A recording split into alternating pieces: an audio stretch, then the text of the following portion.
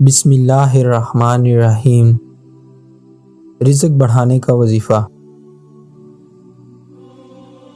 نبی پاک صلی اللہ علیہ وآلہ وسلم فرماتے ہیں کہ باوضو رہا کرو، اللہ تمہارا رزق کھول دے گا۔ باوضو رہنے کے فائدوں میں سے ایک، اللہ پیار کرتا ہے، دوسرا شیطان ڈرتا ہے، تیسرا وضو ہوگا تو بندہ ظاہر ہے نماز بھی پڑھ لے گا۔ ایک دفعہ شیطان نبی پاک صلی اللہ علیہ وآلہ وسلم کے پاس آیا۔ آپ صلی اللہ علیہ وآلہ وسلم نے پوچھا، بتا تیرے دشمن کتنے ہیں؟ شیطان نے کہا 15۔ پہلے نمبر پر آپ صلی اللہ علیہ وآلہ وسلم میرے دشمن ہے، دوسرے نمبر پر وہ شخص جو 24 گھنٹے باوضو رہتا ہے، وہ میرا بڑا دشمن ہے۔ ایک باوضو شخص جب سو جاتا ہے تو ایک فرشتہ اس کے لیے بندگی کا ثواب لکھتا رہتا ہے۔